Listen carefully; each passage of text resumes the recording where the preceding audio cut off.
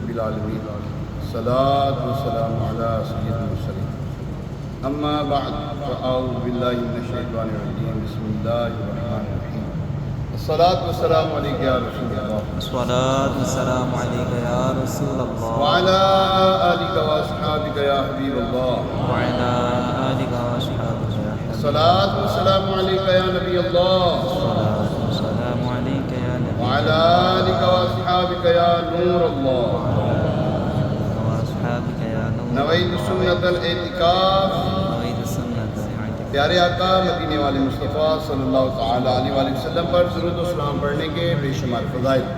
ایک فضیلت میں آتا ہے ارشاد فرمایا کہ جو بندہ دن بھر میں مجھ پر 50 مرتبہ درود پاک پڑھے کل بروز قیامت میں اسے مصافحہ کروں گا۔ سبحان اللہ صلو علی الحبیب صلی اللہ تعالیٰ علی محمد وعلی آلہ وصحبہ وسلم۔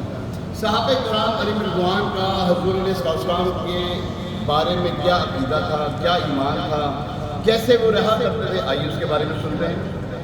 حضرت سیدنا صدیق اکبر رضی اللہ تعالیٰ عنہ فرماتے ہیں میں دنیا کی 3 چیزوں سے محبت کرتا ہوں۔ نمبر 1 حضور علیہ السلام کے رخ انور کی زیارت کرنا، آپ علیہ السلام پر خرچ کرنے کے لیے مال جمع کرنا، آپ صلی اللہ علیہ وسلم کی طرف آپ کی قرابت کے ساتھ توسل حاصل کرنا۔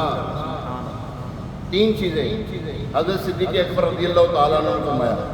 پیارے محترم صاحب، صدیق اکبر رضی اللہ تعالیٰ عنہ سرکار مدینہ صلی اللہ علیہ وسلم کے حسن و جمال کے کتنے شیدائی تھے۔ آپ صلی اللہ علیہ وسلم کے رخ روشن کی نورانی جلوہ میں گم رہا کرتے تھے۔ آپ کے پر نور چہرے کی نورانی تجلیات سے اپنے قلوب و اذہان کو منور کرتے تھے۔ بے شک حضور علیہ السلام کا حسن و جمال ایسا دلکش تھا جو دیکھتا ہی رہ جاتا، اور حضور علیہ السلام کی جمال دل آرا کی زیارت کے بعد کائنات کا تمام حسن اس کی نظر میں حیج یعنی حقیر ہو جاتا۔ چہرہ وضحا کے حسن و جمال کی خوبصورتی اور نکھار کا اندازہ اس روایت سے لگایا جا سکتا ہے۔ چنانچہ حضرت سیدنا جابر بن سمرہ رضی اللہ، حضرت جابر رضی اللہ عنہ سے یہ حدیث مبارکہ بڑی مشہور ہے، سنتے ہیں انشاءاللہ۔ حضرت سیدنا جابر بن سمورہ رضی اللہ تعالیٰ عنہ فرماتے ایک چاندنی رات کو رحمت عالم، نور مجسم، شاہ بنی آدم، افضل و اکمل صلی اللہ علیہ وسلم کی زیارت سے مشرف ہوا۔ آپ علیہ السلام اس وقت ایک سرخ دھاری دار لباس زیب تن کیے ہوئے تھے۔ میں کبھی رخ مصطفیٰ کا دیدار کرتا، کبھی چاند کو دیکھتا، سبحان اللہ، کبھی حضور علیہ السلام کے چہرہ انور کو دیکھتا اور کبھی چاند کو دیکھتا، لیکن خدا کی قسم میرے نزدیک رخ مصطفیٰ صلی اللہ علیہ وسلم چاند سے زیادہ خوبصورت تھا۔ سبحان اللہ، سبحان اللہ۔ پیارے محترم صاحب، کیا شان ہے، کیا بات ہے، اللہ اکبر۔ مفسر شہید حکیم الامت مفتی احمد یار خان علی رحمۃ اللہ حنان اس حدیث پاک کے تحت فرماتے ہیں خیال رہے کہ حضور انور صلی اللہ علیہ وسلم کا چہرہ دیکھنا بھی اعلیٰ عبادت ہے، جیسے قرآن مجید کا دیکھنا بھی عبادت ہے، بلکہ قرآن مجید کو دیکھنے سے چہرہ انور دیکھنا زیادہ افضل و اعلیٰ ہے، کیونکہ قرآن کو دیکھ کر مسلمان بندہ صحابی نہیں ہو سکتا۔ ہاں، حضور علیہ السلام کا چہرہ انور دیکھے ایمان کی حالت میں صحابی ہو جاتا ہے۔ سبحان اللہ اللہ، اکبر۔ یعنی رسول اللہ صلی اللہ علیہ وسلم کا نام مسلمان بنائے، یعنی کہ حضور علیہ السلام کا نامی اقدس بندے کو کیا بناتا ہے؟ مسلمان بناتا ہے، اور ان کا چہرہ صحابی بناتا ہے، اور ان کا تصور عارف بنا دیتا ہے، یعنی اللہ کی پہچان کرنے والا بنا دیتا ہے۔ سبحان اللہ۔ یاد رکھے قبر میں کس کی زیارت ہونی ہے؟ حضور علیہ السلام، قبر میں سرکار آئے تو میں قدموں پہ گروں، قبر میں سرکار آئے تو میں قدموں میں گروں، گر فرشتے بھی اٹھائیں تو میں ان سے یوں کہوں اب تو اس پائے ناز سے فرشتوں میں کیوں اٹھوں، ارے مر کے پہنچا ہوں یہاں اس دلربا کے واسطے سے۔ سبحان اللہ، قبر میں سرکار علیہ السلام کی جب زیارت ہونی ہے نا، یہ چہرہ انور دکھایا جائے گا، پہچان کرواتے کس کی؟ حضور علیہ اب بولو السلام، صحیح، نبی پاک سے، قرآن کی، کعبہ معظمہ کی نہیں، حضور علیہ السلام کا چہرہ دکھایا جاتا ہے۔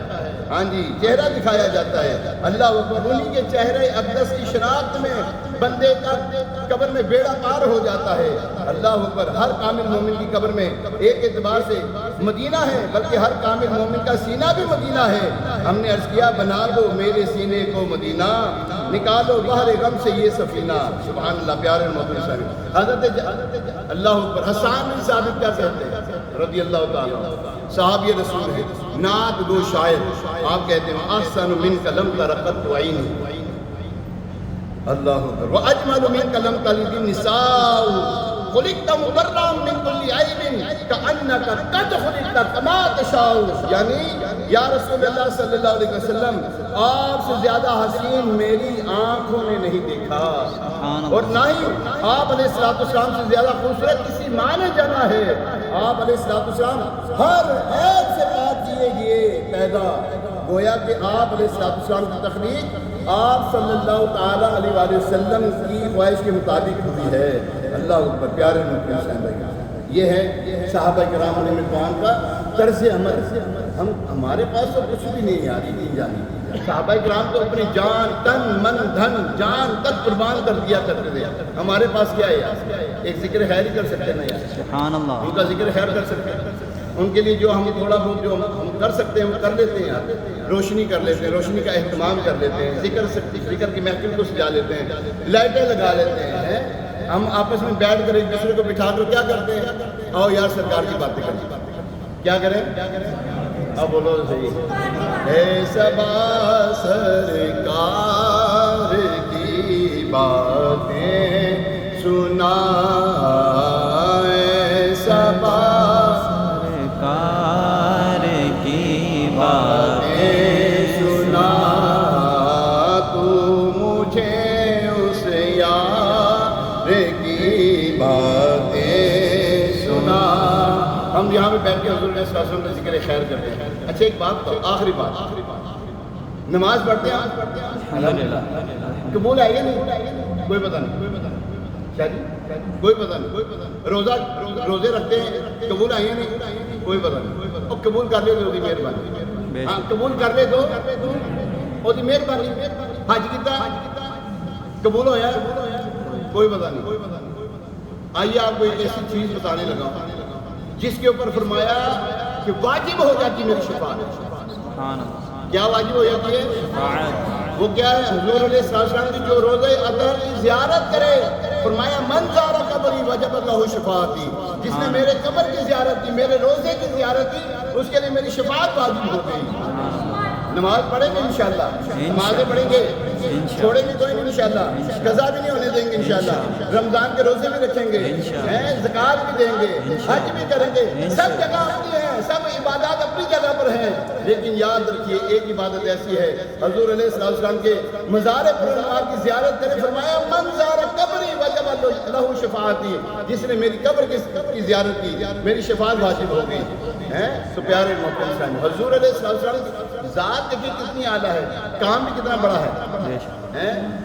وہ کیا کہتے ہیں، وہ شاعر کہتے ہیں نا، مدینے پاک دے اندر میری یہ ہو عبادت ہے۔ کیا کہتے ہیں زہری صاحب؟ مدینے پاک دے اندر میری یہ ہو عبادت ہے، کیڑی؟